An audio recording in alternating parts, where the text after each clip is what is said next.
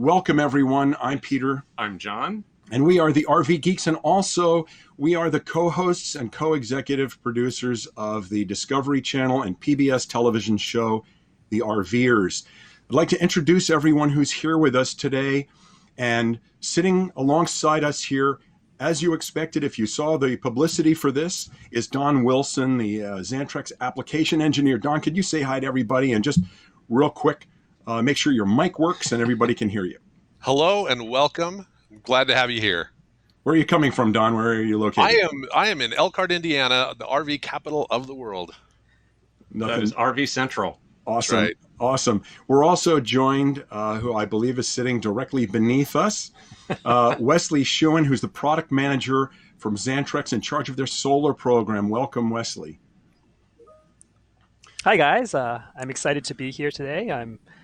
I'm the product manager for the Xantrex solar program and happy to answer any questions on that. I'm located in Vancouver, BC, Canada. That's the Xantrex headquaters. Awesome. Excellent. And Adam McLaughlin is sitting down in the other square diagonally down below us. And for those of you who haven't seen, Adam is the online face of the RVers television show. He and his wife, Celine, and their three boys are fellow full-time RVers, better known as the RVers family. And they handle the social media side of the RVers TV show. And Adam does online videos. If you haven't seen their YouTube channel and their Instagram posts and on Facebook, look for the RVers TV or the RVers family, right, Adam? That's right. And Adam will be moderating tonight's live and Yes. feeding in questions from all over the internet. Yeah, so the reason that Adam is with us particularly tonight is he has considerable experience doing what we are doing here today, which is moderating a live online chat from multiple locations, feeding out to multiple locations. And Adam is going to be taking your questions online today. We've received many questions in advance, but during the time we're here today, over the next hour, Adam is going to be moderating your questions on Facebook and on YouTube, and he's going to feed them to the rest of us to answer and be kind of our liaison between you and us. So thank you, Adam, very much for doing It's that. going to hurt us cats. Well, I'm going to do my best, and I'm not going to make any promises that I can get you guys under control at all. So please don't hold me to that. But as you're watching tonight, if you have a question, please go ahead and leave it in the comments. I do see some questions coming in both from YouTube and Facebook. And so thank you very much for those questions. We're going to get to as many as we can tonight. And we also had some questions that came in ahead of time. So one of the first questions that came in was, see, I've got my script now. While you're looking at your script, I'm going to mention, Adam, that you and I were neglectful in not mentioning where we are. Adam is in Ontario, Yes. Canada, and we are in British Columbia, Canada. Not Yes. far from Vancouver, so we're not far from Wes. I apologize for that. The first question that came in is from John, and that came in on YouTube. And the question is for Don. How have you seen solar panels evolve to becoming more efficient? Okay, yeah. So there's a couple of technologies that have come out in the past few years. You know, in the early days with solar was a great idea, but you needed so much square footage just to get any kind of real energy in. There's two technologies that have changed that. First is the monocrystalline panels rather than the polycrystalline panels, and you can tell those by looking at them. The monocrystalline are typically more black, where the polycrystalline have kind of that mother of pearl iridescent look to them. It's that literally sliced from a chunk of silicon, and so it allows more energy to pass through. The second is the PERC cells, and those are kind of interesting because there's a bottom layer at the bottom of the panel that allows energy to hit that bottom layer and bounce back, and so it gives that wafer another shot at grabbing some energy. And we've gotten to the point where you can realistically, on a very large RV, go fully autonomous on solar panels, depending on your usage and things like that, where 20 years ago that just wasn't realistic. Luckily, the larger the RV, the more power it uses, the more roof space there is for solar panels. We'll, of course, put a link later on down below to our solar panel installation that shows that we have 1,300 watts up there of Xantrex solar. So John also asked, our John.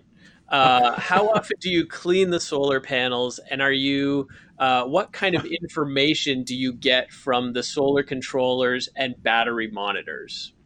Well, I usually do the cleaning. Yeah, I was gonna say I don't clean them at all, which is really the best scenario. So I'll answer the first half of that. I clean them plenty often. Now, there's just something, the idea about dirty solar panels leaving power on the table strikes me as wrong. So I get up there, I clean them either with a California duster, which we use to clean the paint job, or I'll get up there and clean them with a damp cloth or even a mild, window cleaner. Mm-hmm. And then as far as the information that we actually get it from two different places. So our Xantrex solar charge controllers feed their information into our comm box, which is a device that connects all of the Xantrex components into our local network, so we can actually get that data. And I can monitor basically all of the output, what the solar panels are doing, what the MPPT charge controllers are actually putting out as a result of that solar load, and then can monitor all of the other loads as well. So we get a fairly detailed view into what's going on. It's way more information than we need. We totally geek out on watching it. We were literally just watching it yesterday while we were on doing a test and watching all of the solar come in. But it gives us all that. And then we also have the eGen monitor, which is the monitor panel directly from the lithium battery itself. And that shows us our actual net flow of power in and out of the battery. So it gives us the ultimate view, because in reality, that's what we're actually after, is recharging our battery during the day. So, Wes, we had a question come in about your flex solar panels. Maybe you could talk a little bit about those, specifically how they might work on a roof that might not be flat, like an Airstream. Yeah, so flexible panels are designed exactly for that, for slightly curved surfaces. Obviously, they can't bend in half, but you can bend, our flexible panels can bend 30 degrees. And so, yeah, that's exactly an advantage of having flexible panels as opposed to rigid panels for those curved surfaces. And so we wanted to offer both to cover a broad range of installation services, especially on an RV where there's very limited space to install solar. Yeah. So does the flex versus what we might think of as a solid panel, does that change the output or the amount of sun or the amount of energy it creates? No, I mean, like if you take a 100-watt flexible panel and a 100-watt rigid panel, they perform, the rated output's 100 watts. And certainly I would, one advantage of rigid panels is that there is airflow underneath that allows the solar panel to operate at a cooler temperature. And solar panels that operate at a cooler temperature produce more power output. Flexible panels, which are typically flush mounted against the surface, they can generate a lot of heat, and that heat will decrease the performance of the solar panel.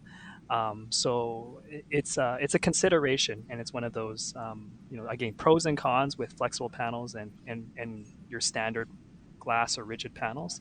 But certainly that would be one performance difference between rigid and semi-flexible. And we can actually talk to that a little bit, because our 1300 watt system is split pretty much 50-50 between the two. So we have half of our panels being rigid and half of them being flexible. And we can see that slight difference in performance on a full, hot, sunny day with the rigid panels putting out just slightly more power than their flex component, their flex compatible ones. There really are pros and cons of both. So having half of our system flexible panels that are stuck to the roof and half being rigid up above the roof, one other difference is that we can tilt our rigid panels, which we do. They're on electromechanical tilt kits. And that means that when the sun is very low in the sky, especially during the winter when the sun doesn't rise high, those panels can be tilted up to face the sun more directly. So it's interesting that we see a difference on days that are hot or breezy. So if it's a cool day out, all the panels will perform more similarly. If it's a very hot day out, the rigid panels, having that little bit of airflow underneath, will perform a little better. If it's breezy out and there's some airflow around them, they'll perform a little better. But another upside of the flexible panels, there are no holes to be drilled to put them on the roof. The installation is amazingly simple, peel and stick. Yeah. And also that keeps them completely out of sight from the ground also. You can't even see from the ground that we have those flexible panels at all. And again, sorry, just to keep going with that same topic, the other advantage we found with the flexibles, of course, is the weight. So they're significantly lighter than a rigid panel of equal output. So if you have a weight issue in your RV and don't have the capacity on your axles to support additional weight, then the flexibles can give you a little bit more room to either have more power or to even just have solar at all. Here's an out-of-box reason to use the flexible panels. I actually had an RV technician when I was doing some training come to me and did tell me what a great idea it was. If you have a rubber roof on your RV and you have a tear, you can spend 10 grand on a rubber roof, or you can steal and stick some solar panels on there. That is out of the box thinking. That is a fantastic idea. You talk about turning the prism on a problem. I love that. Bob from Facebook is asking about the longevity of the flexible panels and how well they work as you're, going down the road and then also Dennis from YouTube is asking a similar question. Does the adhesive eventually give out in the heat or with movement? That sounds like a question for Wes. Yeah, absolutely. Let me answer the first question, the durability of flexible panels. Absolutely. Semi-flexible panels are nowhere near as durable as rigid panels. Rigid panels have been used in the industry for many years. They supposedly last 25 to 30 years. Semi-flexible panels are not, anywhere from 2 to 5 years, depending on the technology used. And that's just because of the nature of being flexible, and you can, bend it. It's just not as durable. In an RV environment, you could, things that could crack the cell are, environmental conditions like hail, rocks that are kicked up from the road, low-hanging tree branches. Obviously, if you step on a flexible panel, the cells will crack. And cracked cells will definitely lead to reduced power output. So whereas a glass panel has a heavy-duty anodized aluminum frame with a strong glass front sheet, and that protects the panel from a lot of damage. So we've tested our solar panels, and certainly rigid panels are much more durable than the flexible panels. So that's one of those pros and cons. Yeah. One thing we've noticed, Wes, particularly, so we've seen what are typically thought of as flexible panels for many, many years. And one of the reasons we opted to go with half of our system, and I hesitate to call I like the fact that you referred to the Xantrex panels as semi-rigid. That's normally what we call them. And we saw the thickness and the robust design that Xantrex has gone with, different than others we've seen that are really flexible, flimsy, that you could literally roll up like into a tube. These panels are so much thicker than we've seen before, and it looks like what's been done by Xantrex was make them far more robust, which is one of the reasons we decided to split our system and use half of them as semi-flexible. If I could jump in on that as well, one of the other things that's a real benefit with our flexible panels that you don't see in a lot of the other panels is that, what makes a solar panel typically go bad is the copper bus bars, those stripes you see on the solar panel. As the panel gets hot and cold and hot and cold, they'll crack and they'll get these micro cracks in them. One of the features that ours has is the bus bars are wavy, and it's done so that it works like a spring as it stretches and contracts. So we've designed them to last longer in their normal use. We've seen people who have shown the installation of flexible panels that you can walk on them. And when we showed in our video that we had put those up, we showed it says no step right on them. And we made clear in that no matter what anybody says, there are no flexible panels that are designed to be walked on. And by the same token, no one can walk on their rigid panels either. They should not be walked on at all. So that shouldn't be a factor. So if you would like to see Peter and John's solar setup, then you're going to want to tune into the RV Geeks on Discovery Channel, 8 a.m. Eastern on June 13th. The RVers. The RVers. I'm sorry. No worries. We appreciate that. You'll be able to see all of the Xantrex setup that the RV Geeks have put on top of their rig. So that's Discovery Channel, June 13th, 8 a.m. Eastern, and it's obviously different in different time zones, 7 a.m. Central, and then there is a Pacific playing of Discovery Channel. So just check Discovery Channel June 13th for that show. And the next question we have is for Don. And Don, this question comes from Lewis on YouTube, and he's asking about using his 230 volt Freedom SW3524 with 110 volt AC input. So can you tell us what those numbers mean? Sure. So the 200, this question.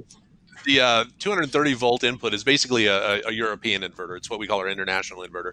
So it's 230 volts at 60 hertz. And so, the question, can you use 120 volts to feed its input? No, because it's intended to be used in a 230 volt system. 120 volts would be considered low voltage. Like if you were to try to feed a US inverter with 60 volts, it just won't take it. It considers it too low.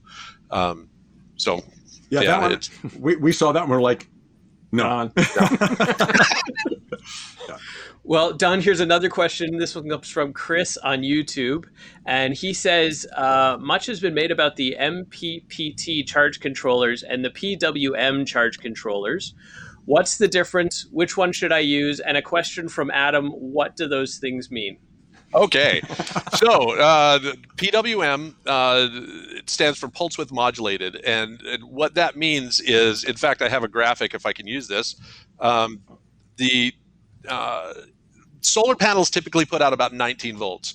Your battery wants 14 volts to charge. Okay, so how do we get that 19 volts down to 14 volts? Well, the PWM, or the pulse width modulated, the more current that we need to push, the wider the pulse width gets when you look at a pulse like this, if you can see that. So you turn on to 19 volts and turn off to 0 volts, and turn on to 19 volts and turn off to 0 volts. And once you filter that out, you end up with 14 volts. The problem with the PWMs, let me start with the benefits. Benefits are they're less expensive. They're very easy to make. The downside is you're turning off some of the time. And so you've got good sun, you've got good solar panels, but you've got portions of time that the power is turned off to the battery. And so you typically lose about 35% of your energy through a pulse width modulated solar controller. The MPPT stands for maximum power point tracking. And all that means is it will take the voltage it sees from the solar panel, and it'll start to draw current until the solar panel starts to struggle. And then that's its maximum power point. And it's going to take that, chop it up into a bunch of different sections, and feed it back out at 14 volts using a DC to DC converter. And so those are, you typically only lose about 3 to 4% of your energy. So you're getting much more power from your solar panels into your batteries in exchange for the cost of an MPPT. They're more expensive. The other benefit is of an MPPT is, while a pulse width modulated solar controller really needs the solar panels to be about the same voltage as the battery, you're not going to see them over 24 volts feeding the inputs of these controllers. With the MPPTs, a lot of them you can feed 100 volts, 150 volts. You can take your solar panels and run them in series, bring that high voltage into the controller, and the controller will use what it can get.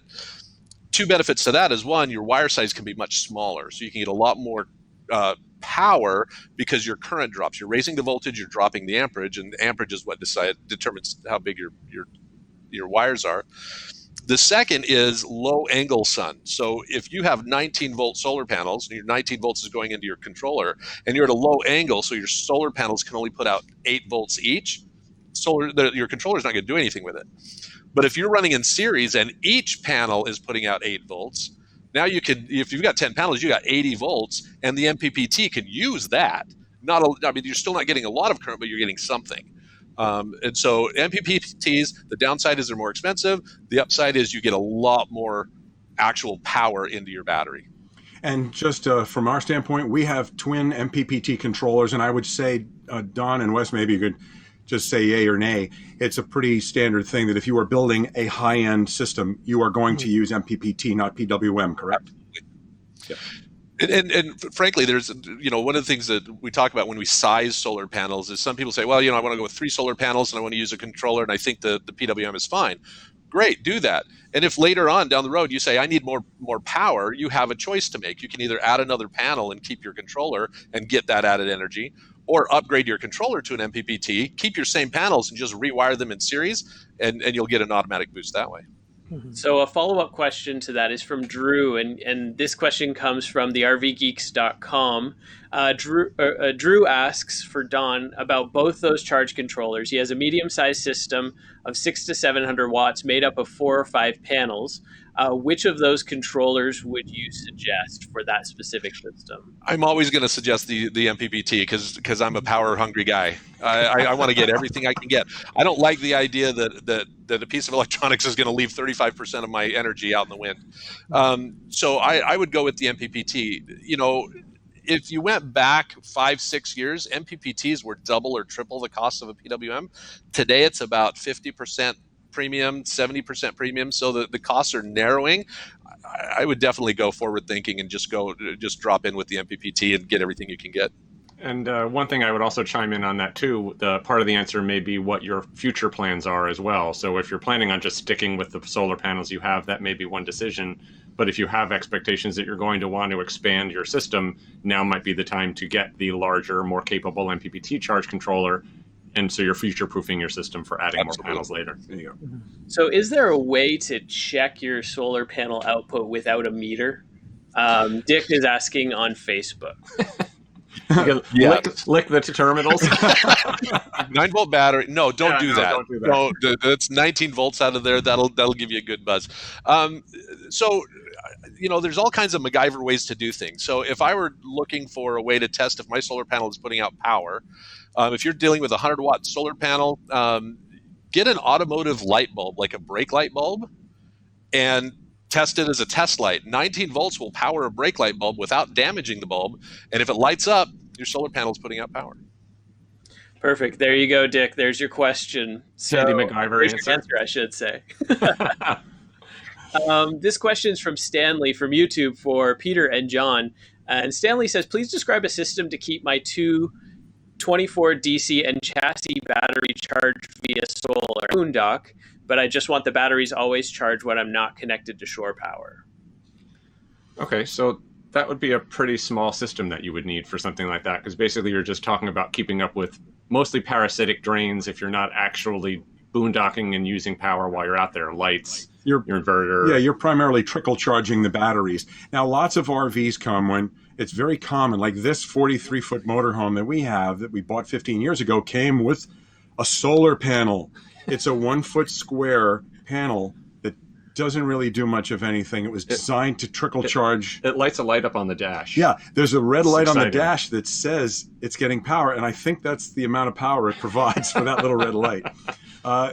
If you had a 100-watt panel... Well, again, it would depend. If you're specifically talking just about keeping up with parasitic drain while you're in storage, then yeah, you could easily get away with a single 100-watt panel. Probably. Maybe 200 watts. If you're actually using your RV and traveling with a little bit more, you're going to need a little bit more power, and you may want to just plan for a larger charge controller in order to be able to plan for that expansion. Some of it depends. Don or Wes, if you want to chime in, we operate on a 12-volt system, so I don't know what would be different about specifically targeting a 24-volt battery system.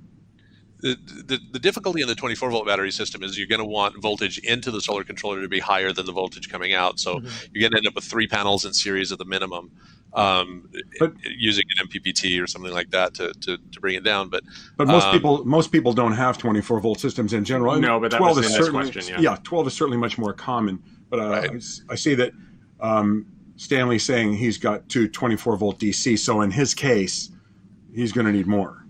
Yeah, so you know, if you're just wanting to maintain, it's not going to be a lot. It's going to be less than 100 amps if you're just looking to maintain your parasitic loads. Look at what your loads are, or look at how much draw you're getting out of your battery in amps.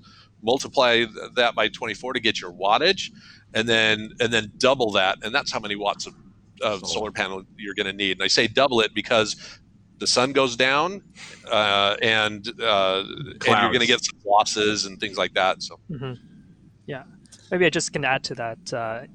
What Don's referring to is basically oversizing your solar array to account for cloudy days. You know, your solar panels are not tilted. They're performing at hot temperatures. So there's many factors that decrease the performance of a solar panel. So by oversizing it, it's actually a very smart way to maximize the output of your MPP charge controller. Right. So Stanley's clarifying on Facebook, he didn't mean a 24-volt system. He was meaning a 24 size deep cycle. Does that change the answer? So he has a 12-volt system. Okay. So exactly what I said, but take your amperage and multiply it by 12, and that'll give you your wattage, double that. And what Wesley was talking about, really, I can't stress that enough. As an applications engineer, we put systems together, and then people get disappointed, and the math doesn't work. I got 300 amps of solar. I should have 300 amps or 300 watts of solar. Excuse me. I should have 300 watts going into my battery all the time, and you really need to oversize. So somebody's asking about investing in a system, but they're thinking they could save some costs by not using lithium. Is it worth investing in a system to go to a different type of battery? That's an easy one. Wes, you want to hit that one? Sorry, I actually didn't hear it. Can you repeat the question? Yeah, go ahead. Well, the question is it worth investing in a system if you're not going to be using lithium batteries, or you're going to use a different type of battery to save some costs there? Investing in solar. If you're not using lithium, right? Yes. That's the question. Yeah, absolutely. It is really, whether you use lithium or lead acid, that's your energy storage capacity. Lithium obviously is more energy dense than lead acid, and you can discharge it to like 90% as opposed to lead acid, which is typically 50%. And so if you're just looking for a small system to maintain your battery, just to keep the batteries topped off from those parasitic loads, then yeah, absolutely, it's worth investing in a small solar system, maybe 100 watts, 50 watts, 100 watts. And you're probably not looking to, if you're on a budget, looking to probably get a PWM charge controller, because the MPPT is probably not, it's not just worth justifying the price of an MPPT for such a small system. Yeah. Now, and I would say this, that solar has been on the market far longer than lithium batteries have. Mm-hmm. And we've all had solar out here. We have been on the road now for 17 years, and we have had solar the entire time. And we only have a lithium battery as of the last couple of years. Mm-hmm. And it's something that the main reason we think there is to invest in solar, and I did happen to see a comment come in down the line about, will solar pay for itself?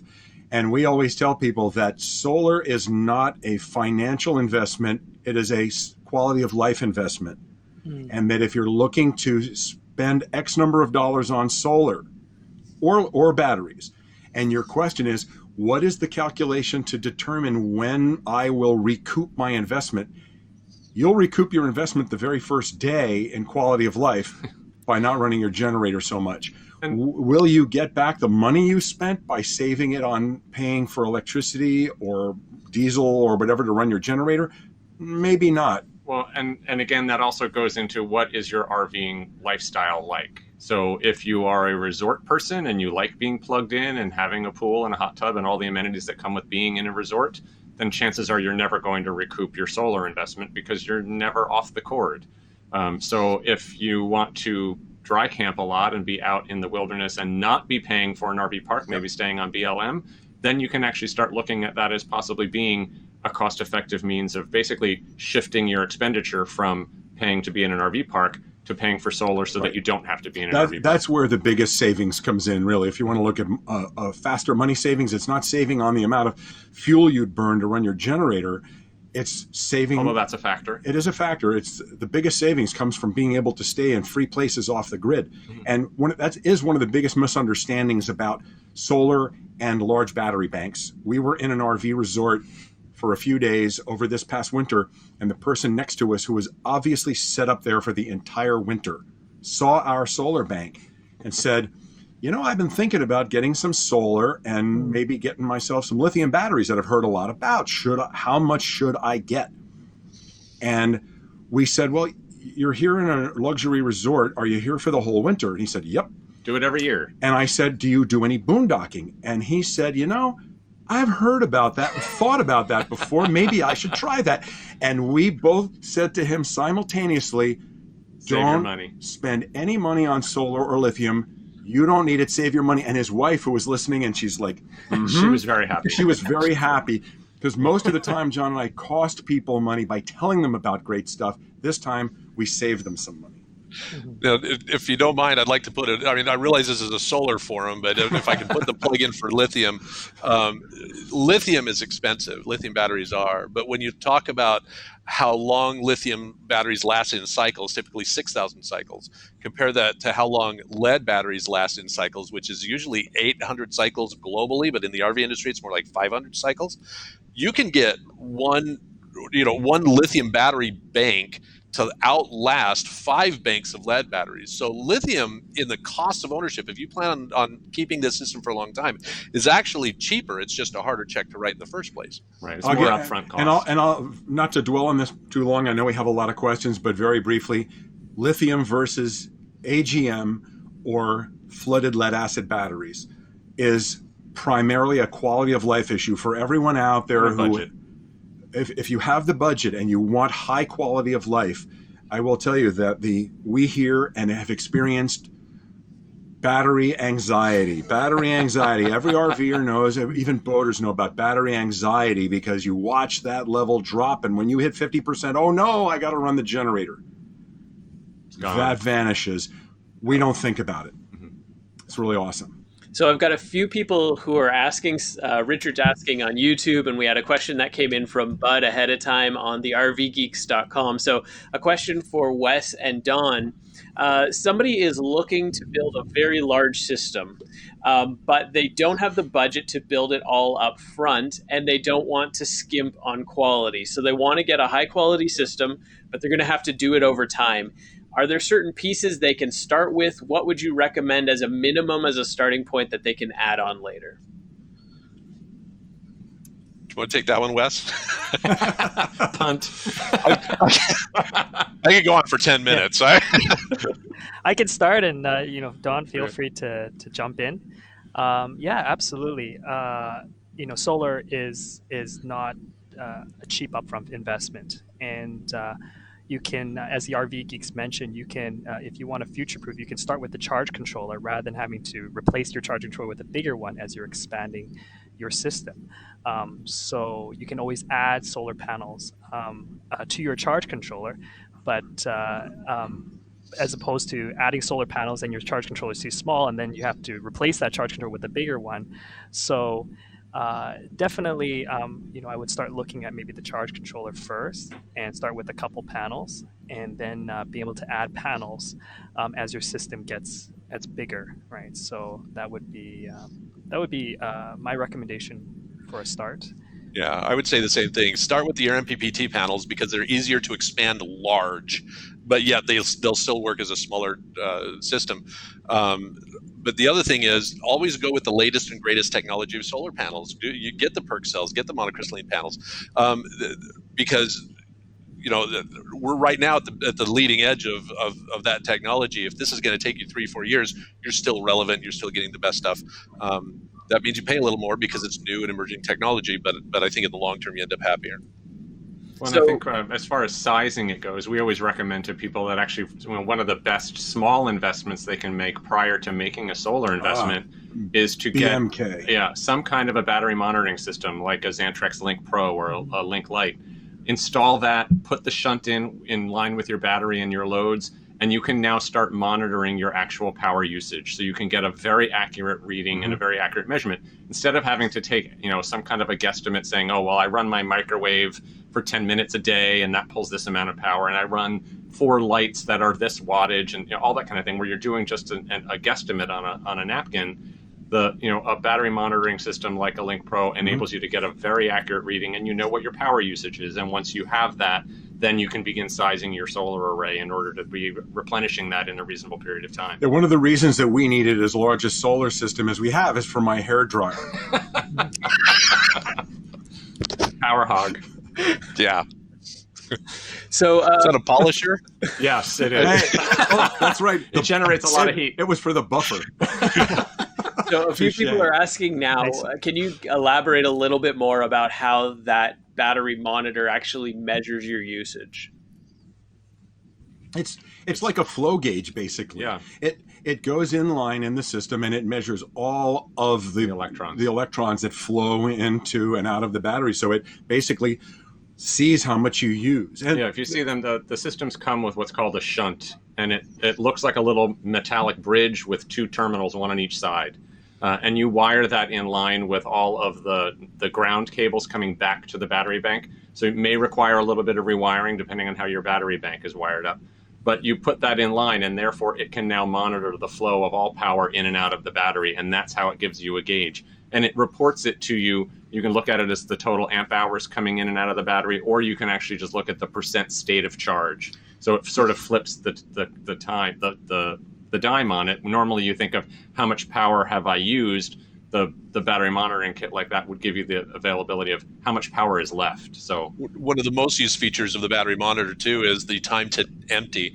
So as you're using it, it'll give you in hours and minutes at your current state of discharge how long you should expect that battery to last before it needs to get charged. So as you're using it through the day, you can look at it and say, okay, it's 4 hours to bedtime. This thing says I've got 6 hours to dead. I might want to start my generator now and charge it up. But it gets you getting used to what your charge cycles look like during the day. Yeah. Right. And it's a relatively inexpensive installation and upfront cost to get some very valuable information about your usage.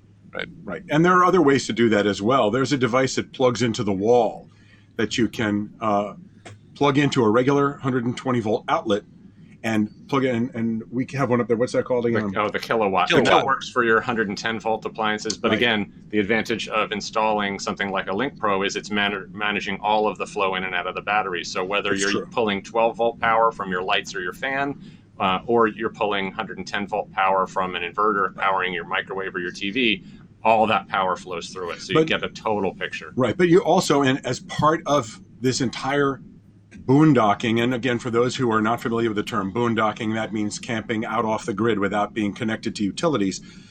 If you're a boondocker, there are things you do when it comes to power and water as a result.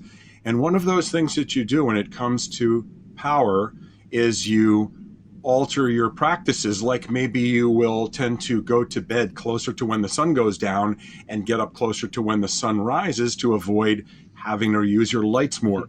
Power management becomes an issue. You'll all of the lights in our RV, if you've seen our YouTube channel, we use LED lights. We've been talking about M4 LEDs for years that we use their bulbs, and our entire RV is equipped with M4 LEDs because that reduces the amount of power. And there's another advantage to those as well. It reduces the heat output. So while we're sitting here today and it's quite warm with lights on us, they're all LED and they put out virtually no heat. So those sorts, a win-win. Yeah, those sorts of adjustments, it's more than just your solar and your power, but it's your management and your habits. So we have a few people watching, and this question's come up a couple times now. They found it very difficult, and they're not sure who to trust when it comes to getting the installation done. So what kind of recommendations could you make so they could vet whoever they would like to get the installation done? I would start with, so if you go to Xantrex.com, if I can plug our website, too late. Don't forget Xantrex.com. Yeah. Did I mention Xantrex.com? And you go to support and authorized service centers. Not all of our authorized service centers do installations, but a lot of them do. And they've already been vetted by us. And so that's a good place to start. If you do come across an authorized service center that's near you that doesn't do installations, ask them for a recommendation. The folks that we do business with are we consider them honorable, I think, and they're plugged in too. They are plugged in, and I'll give another broader way of doing it that is actually good for many types, almost any type of RV information, and that is the user forums at irv2.com. There are owners forums for very specific brands of RVs, for specific topics. If you were to go to you can ask for your area. Sure. If you were to go to there are tons of forums and discussion panels at IRV2 about solar as a huge topic, about lithium batteries as a huge topic. So if you're looking for an installer, it's free to sign up at IRV2 to join the forums and to post questions. And you can say, hey, I see that somebody here, Iggy is in the Elkhart area. Hi, Iggy. There surely has to be a reliable Yes. installer in the Elkhart And area. Don? he said maybe in the Are you Elkhart. sidelining? I don't know that Iggy's saying he lives there, but he's mentioning the Elkhart area as a possible place to go.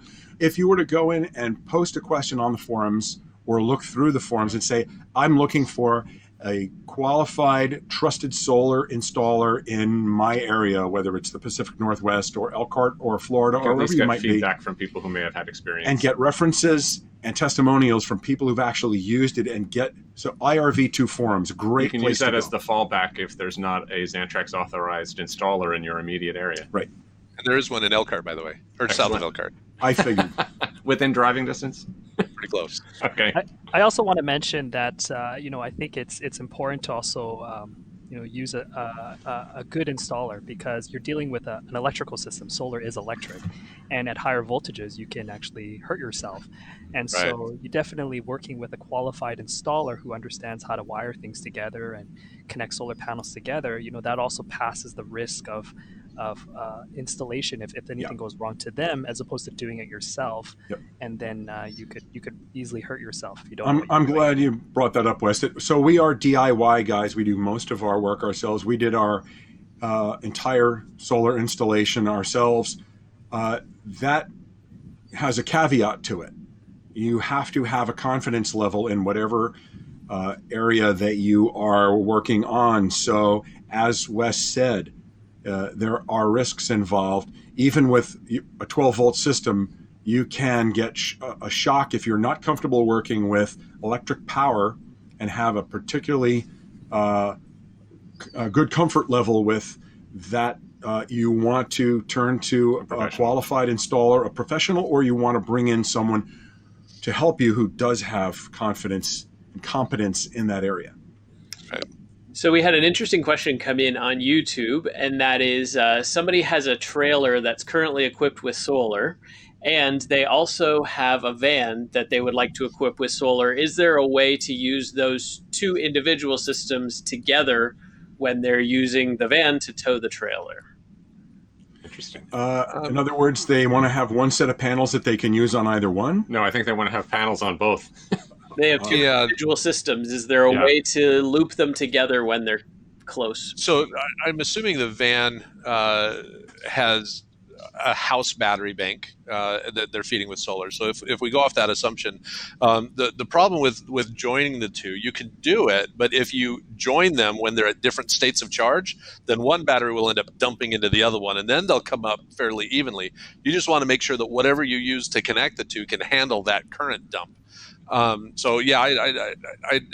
need to worry about resistances between the two and things like that. So I would have an electrician do that for sure, just to make sure that you don't. I mean, it's doable, but I wouldn't consider that a backyard DIY project. Okay, and the person who asked that question is saying, yes, you've answered my question exactly. Obviously, the assumptions we made were within the proper parameters. It sounds like you should just be able to run an extension cord and just plug the two together, I see that right? was from Diesel Max. Thank you, Max, for that question. Right. Now, if you have an 11-year-old, you could have him hold both ends of the system, right? Until are we going? Who among us has an 11-year-old? Moving right along. There's Phil. Grandkid, right? Sorry. Are you volunteering, Don? There's a question from Phil on YouTube, and I'm going to have to read this one because it's got some good details. He's building a 600 ground array solar system for his fifth wheel, and he's wondering if there would be a downside to simply running a line from the inverter's AC output to the RV's 50 amp receptacle using the appropriate dog bones to go from 120 volt to the 30 amp and then to the 50 amp cable. He says, I realize I'll only have 120 volts in the RV, and I'll need to shut off the RV's converter. I've done this with my generator before and it worked. But for now, I'd like to avoid wiring the inverter's output to the RV's distribution panel. Right. There's not anything really wrong with that. You can do it that way. You want to make sure you turn off the converter, because one of the most common questions I get is, if I've got a converter, I'm charging the batteries, and then take that to an inverter that feeds the converter and charges the battery. That kind of round robin doesn't work. With inefficiencies, you end up with a dead battery bank. But it's doable. One of the benefits of hardwiring an inverter, specifically an inverter charger in a system, is you get benefits like power share, single point of connectivity with the inverter and the charger. But if you've got a standalone inverter, you just want to run your system at a lower rate, turn off your converter, connect the inverter to the batteries, dog bone down to what you can plug into the inverter. It's doable. There's nothing wrong with that. Just don't leave it outside if it's raining. And I want to interject briefly that you'll notice that there are many questions and discussion that always gets back to batteries, and it's a very common question we hear about is why you're always talking about solar and batteries all in the same thing. Is it all the same system? And it's actually two sides of the same coin. You can picture the battery bank like your fuel tank in your vehicle. Storage. And that's your storage. And you could picture your solar panels like the fuel pump at the gas station. And sometimes you go to the regular fuel pump, or if you have a diesel, maybe you go over to the truck side with that high-speed pump where it really pours the power in. And having a big solar bank is like having a high-speed pump at the diesel island at the truck stop. And having a large battery bank is like having a large fuel tank on board your rig. So those two are not exactly the same, and you can have one without the other, but they really do go together. And I want to mention also in relation to that so when many of the videos that people may have seen on our channel kind of get the two kind of mixed up together whenever we talk about our installation of our Xantrex Freedom eGen lithium battery bank. We have a 600 amp hour Xantrex battery. We always kind of talk about solar at the same time. And when we talked about installing our solar panels through Xantrex, also going through our Xantrex inverter charger, it's all part of the same system feeding along the line with the inverter charger in between and the fuel pump solar panels on one end and the fuel tank battery at the other end. And you'll see the same thing when you, on June 13th, again, just to make a little plug here, when Xantrex makes its debut appearance on the RVers TV show on the Discovery Channel Saturday after next, June 13th, John and I will be hosting that, but we're mostly talking about solar, but it ties into the batteries as well. It really all They're is interrelated. one interrelated system. We've got a question from Shami on YouTube, and this one's for Wes. How well will RV solar work in Alaska during the dark winter months? I have to ask Wes, have you ever been to Alaska during the dark winter months? I'm curious. I have. Well, British Columbia, there's many cruise ships that go along the Alaska coastline, and Sure. it's a beautiful state and beautiful glaciers that you can see. So I love Alaska, and it's not too far away. But to answer, is it Shami's question? Yeah. It doesn't work well.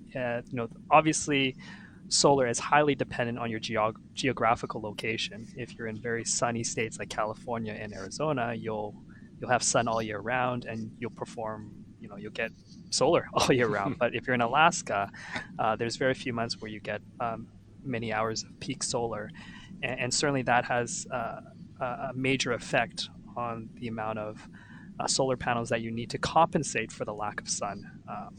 So to answer your question, no, it doesn't work that well in Alaska. And Alaska also has the double whammy of not only do you have the issue of wintertime with limited numbers of daylight hours if you even get any, but also the fact that even during the normal sunlight hours that the sun is not as high in the sky, so you've got a larger angle to the solar panels, so they're not necessarily as efficient as if the sun was right overhead. Basically, the closer you are to the equator, the better sun is going to be, and the further you are from the equator, the better solar is going to be, rather. And the further you are, satellite.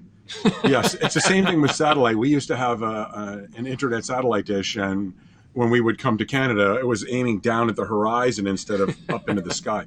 And it's the same thing. And of course, the environment that you're in, is it a predominantly sunny environment? Or forested. Or is it a predominantly cloudy environment? So all winter long, you have a double whammy here in British Columbia. And in Washington State, the Pacific Northwest, you have a low sun, short daylight hours, a lot of trees, and a lot of clouds. And it is not conducive the way it would be if you were in the desert Southwest, of course.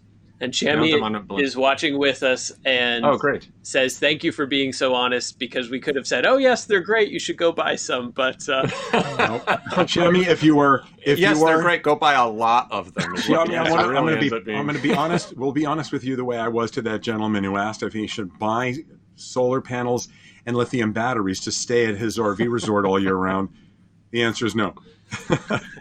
So, Wes, another question for you just came in. Is the Xantrex battery that Peter and John referred to available to the public?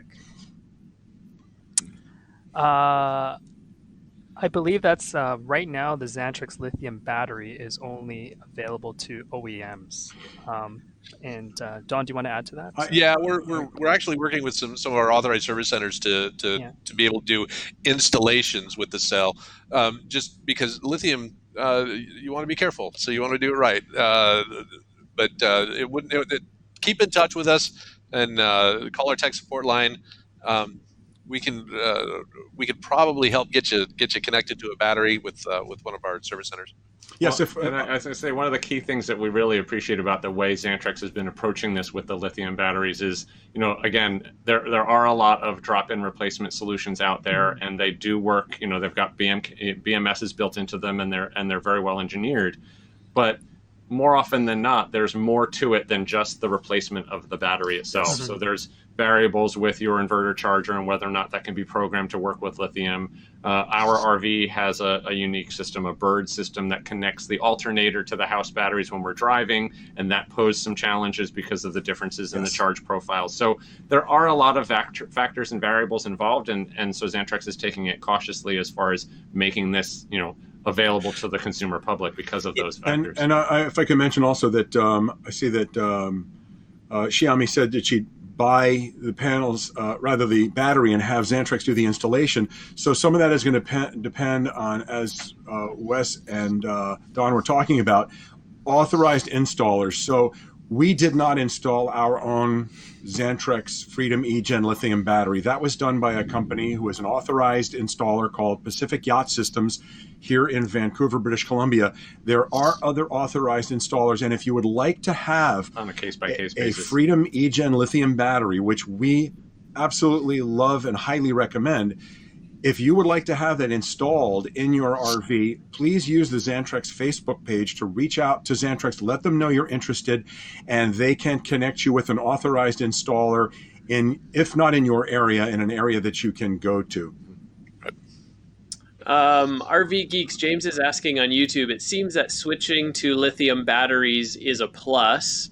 Do you also have to change an older 2,000 watt pure sine wave inverter charger, or can it be programmed for lithium ion and solar?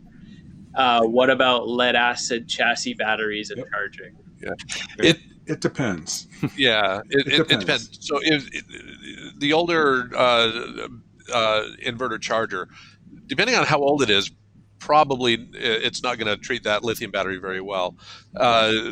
Some of the older inverter chargers had custom battery charge algorithms that you can kind of put the right numbers in and make it work. Most of the modern ones, at least the ones in the last 5 or 10 years, have custom settings or at least a lithium setting. But one of the things to remember is, even if you do it wrong, a quality lithium battery will protect itself. Nice. I don't want to discourage you from saying, I'm not going to get a lithium battery, but if you put in a lithium battery and you're using an older inverter charger and your battery temporarily stops working because it's trying to protect itself against an overcharge or something like that, that's going to be the nature of the beast, and you can maybe you can do something with your charging system down the road, but yeah, it'll take care of itself. It's not going to let you damage it. And as far as sort of the disparity then between a lithium house bank and potentially a flooded lead acid or an AGM engine starting battery, yes, you do have some issues there as far as the different charging profiles for the two different battery chemistries. So the way it was handled in our install was that we basically separated the two. So our existing inverter charger, our Xantrex Freedom, handles the charging of the lithium battery, and it's programmed with the correct profile in order to do that as efficiently as possible. And then we installed a separate dedicated charger that has an AGM profile to charge our chassis battery. And then that way, when we're on shore power, the two separate chargers handle the two separate battery banks. And John can say we, meaning because we were there kind of helping with watched. the installation, learning from Pacific Yacht Systems. That one other way to also tackle that problem can be to use a DC to DC converter in order to basically take the charging profile from the lithium battery and convert that to an acceptable profile for the chassis batteries, basically bleeding some charge power off to charge the chassis. Our original inverter charger that came on our RV, it was not a Xantrex unit, it was a different brand. It failed, and the first change we made in our system on this rig was actually to switch to a Xantrex Freedom SW 3000 watt inverter charger. And the reason we did that was because we had our Bounder diesel, our original rig, came from the factory with a Xantrex inverter charger. We had no problem with it. We were very happy with it.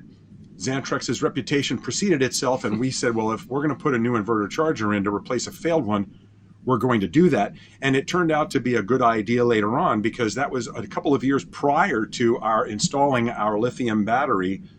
And just of course, ensured compatibility. Of course, the Xantrex Freedom SW 3000 was compatible. So a question came in from YouTube, and the question is, how do you know when you should use parallel wiring versus series wiring? What a fantastic question. Yeah. I can take that one. Yes.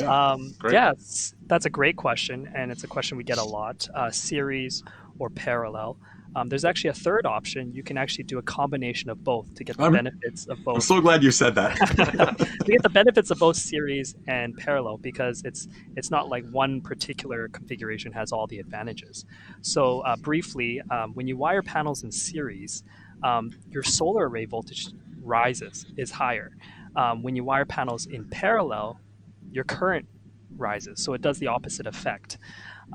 So briefly, I don't want to spend too much time on it, but one advantage of a parallel configuration is that you have parallel configurators better protect against shading performance because there's multiple paths to get from the solar panel to the charge controller if one panel is shaded.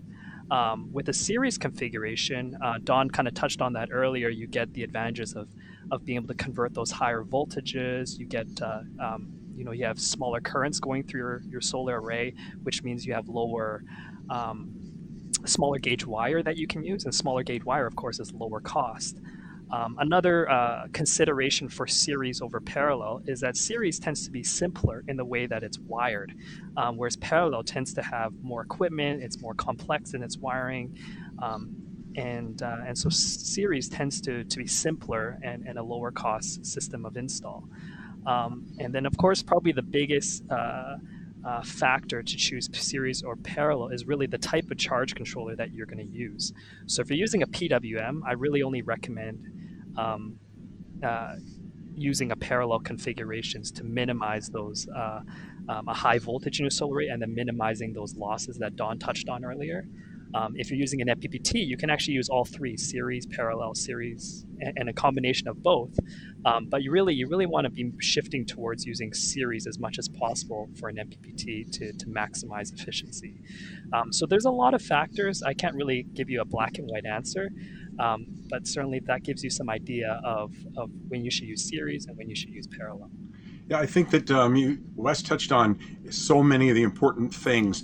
The gauge of wire that you use, which is not only a cost issue, but an ease of installation issue, because using 10 gauge wire, which is what we use to run our series, which is very common, versus 6 gauge wire, which is much heavier, which is what we've run from our combiner box on the roof down to the batteries, to the charge controllers. It's much easier to work with and much less expensive.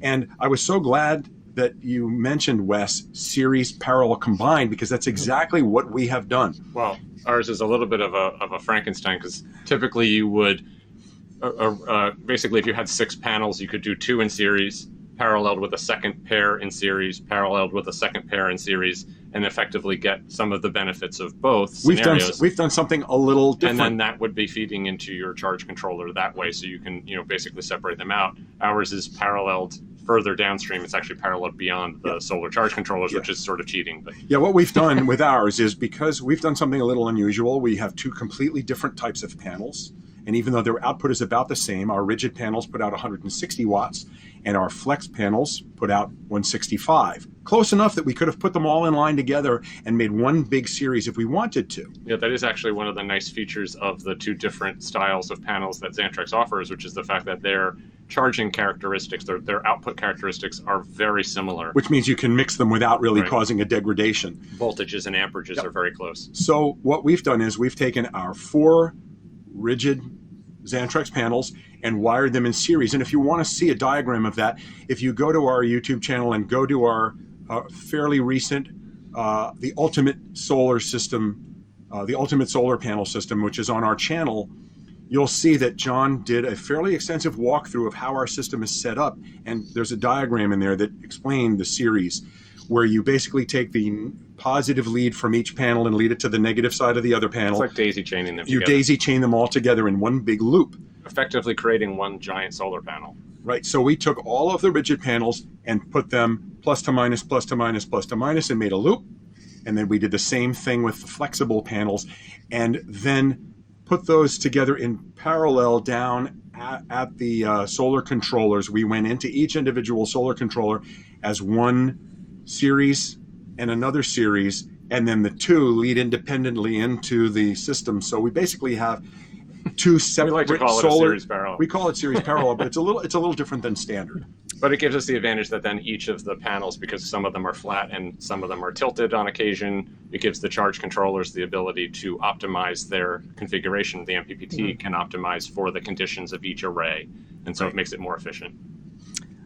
Sorry, I just wanted to jump in. There's a couple actually other benefits of a series parallel configuration. So for example, if you had a 30 amp MPPT charge controller, you can only wire 3 maybe 100 watt solar panels in series. But if you do a series parallel, you can actually add 400 watts instead of 300 watts, 2 100 watt panels in series, and then another 2 100 watt panels in series. So you get 400 watts of your system, because a charge controller always has voltage limitations. So when you wire panels in series, there's only so many you can wire in series before that voltage limitation is exceeded. So you can get more out of your solar panel. You can have a bigger solar panel array with a series parallel configuration. And the other consideration, and John, you touched on it, was anytime you do series parallel configurations, you want to make sure it's a balanced system. So you want to have, so if in John's example, if you have 6 panels, 2, 2, 2, and you don't want to have 2, 2, 1 or 1, 2, 2, right? You want to make sure that every string, so a string is a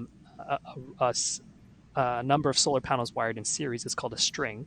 So you want to make sure each string has the equal number of solar panels and of the same type. So you want to make sure that the system is evenly balanced. Otherwise, it's not going to work well.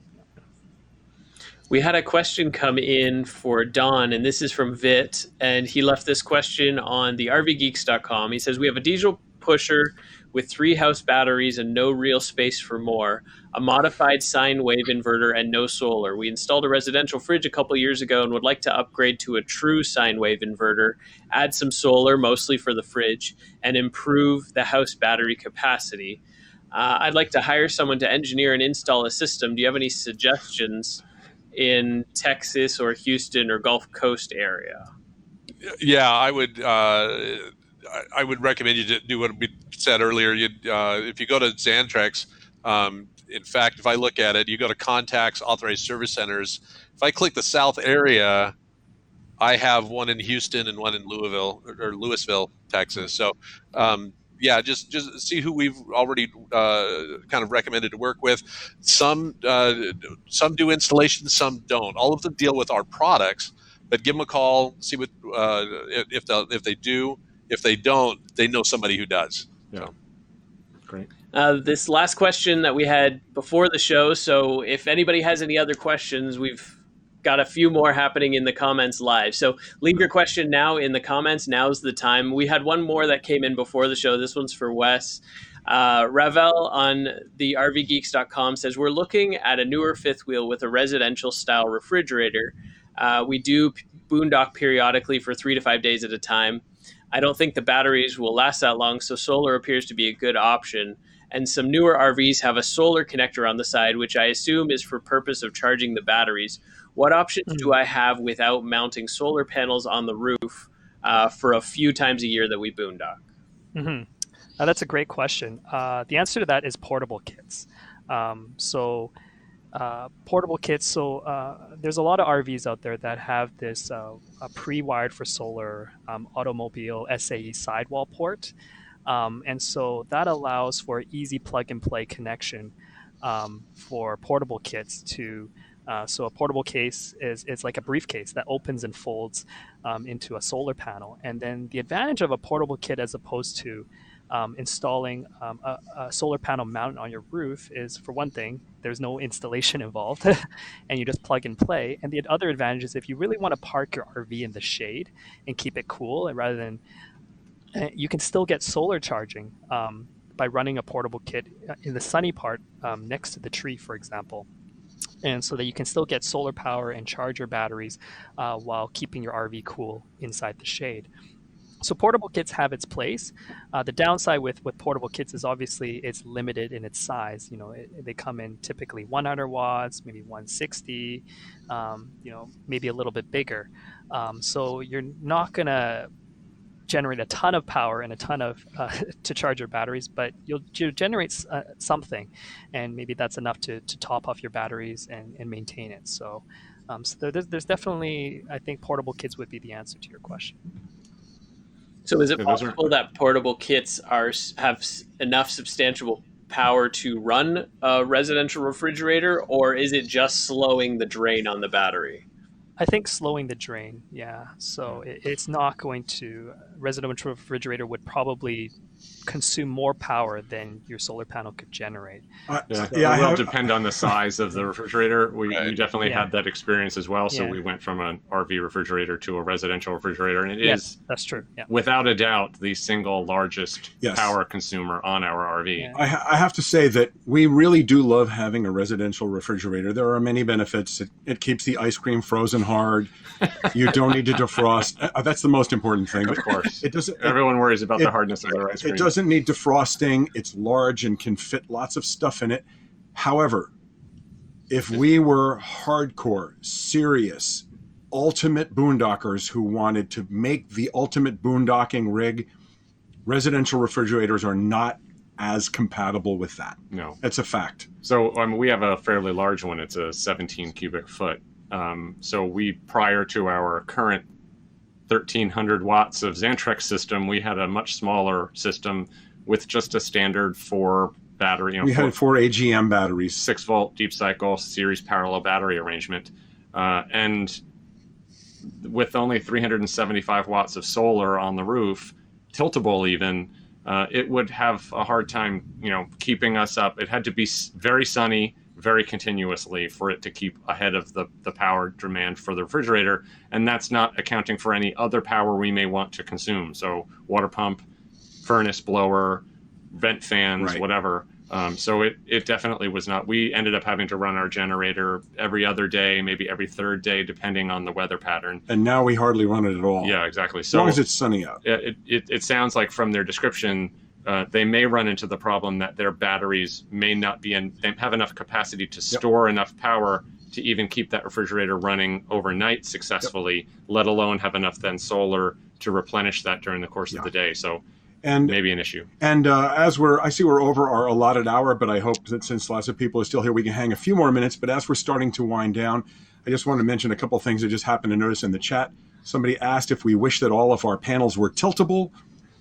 I wouldn't say so. I think that for us, we like the idea of having different options and experimenting with different technologies. And also the fact is that our roof would not accept all tiltable panels. And if you want to know why, right now, I'm going to just drop something, a little self-serving thing in the self-promotion. I just put a link just now into the video description. In the chat. Don't go watch that YouTube, right now. So if you're watching on Facebook, it's over on YouTube. I apologize. If you're watching on Facebook, you won't see that. But I just put a link that you can watch later in the chat. It is a link to our ultimate 1,300 watt RV solar system. And if you're watching on Facebook, just go to our YouTube channel. You'll see that there. It was a recent post. John explains why we couldn't tilt all of our panels. Yeah. It has to do with the things that are on our roof, like roof vents and fans and air conditioners, the things that are in the way. You can't take a bunch of panels and put them together and tilt them because one will shadow the other ones. They have to be far apart. And because of the way our roof is laid out, we couldn't have tilted all 8 of our panels anyway.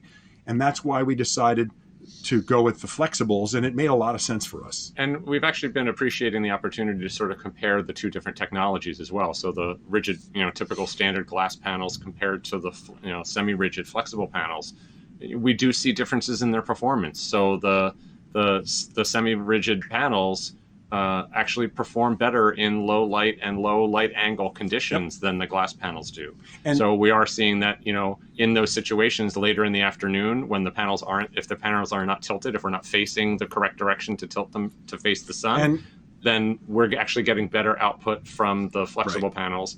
And same thing on sort of overcast, cloudy days, the flex panels are actually outperforming the rigid. So we're getting, and I think I'm really happy with the sort of the compromises and the end result of the system, having the both, because we're getting the best of both worlds without adding all the extra weight. They weighed less. They were incredibly easy to install. Yeah. They didn't put any holes in the roof. There are still a lot of advantages. And I want to mention that Wes mentioned that while glass panels have a proven long-term durability, these new panels from Xantrex are more robust, again, than any other flexibles we've seen. And also, we've had ours on for about a year now. They look exactly like the day we put them on. We don't drag them under trees. We don't walk on them. They look exactly like we just put them on. And I can't imagine they're not going to last a good long time. Yeah. We've got another question from Howard, and he's wondering, in a multi-panel system, is there a way to monitor each panel to find out if one of them were to fail? Do you have, Don or Wes, do you have to just unplug them and put a meter on them? Yeah, they'll have an open circuit voltage. So if you've got sun shining on them, you could just pull it and measure the voltage there. You should see, your whatever the open circuit voltage is on the spec sheet. That's probably. And then I assume if there was damage to the panel, you would see a lower voltage than was reported. Right. Mm-hmm. Yep. Yeah, And I would agree. Yeah. I also see that there are people, I see that someone from Xantrex, I assume that someone is in the office who's posting, which we appreciate very much. And someone asked if a link to the Xantrex Facebook page could be put up and a website link. And if that's possible, that could be done, just to make sure that if people are watching on YouTube and want to get to the Xantrex Facebook page or website, if a link to that could be tossed up there, that would be wonderful. So I'm getting a few more questions that are coming in about where should I start as a bare minimum with solar. Somebody's talking about they're just making a single trip, so they don't want to invest a large amount because they just need it for that short trip. Or some people saying, we just want it for 1 or 2 days at a time. I know we kind of talked about this a little bit earlier, but maybe one last time we could cap off what is kind of a starting point for a decent quality system. Yeah, I would start with 2 panels and an MPPT solar controller. That gives you the expandability, 2 panels, because if you tie them in series, you get that natural benefit with the MPPTs. And then see how your usage goes, see how your battery performs. Yep. And then with something like that, you'll want to know where you got the panels from, because when you add a third panel, you'll want one that's exactly like the other 2, because you're running them in the chain. And then watch how your performance changes, and then that can kind of give you a baseline of what you want to do next. I'd also like to mention that one thing you can take into consideration. So a question we get is that, should I get solar panels and a higher end battery at all? And I would say that the first thing to look at is how much are you going to be off the grid. If you are a part-timer and you go out for weekends 2 or 3 times a year, or you go for a 1-week trip a year, I'd suggest that while yes, you can get solar panels and they're wonderful to have, you also can potentially, depending on your budget, you could consider foregoing it and going with a small portable generator for those occasional times. If you have really, really minimal usage. if you would like to do, I would say the more often and the more you would like to stay off the grid, the more interested you are in the peace and quiet and silence and quality of life that solar panels bring. Those are the decisions you make as to when you're going to begin with solar. And then you would go to what Don said. Start with a couple of 100-watt panels and an MPPT controller.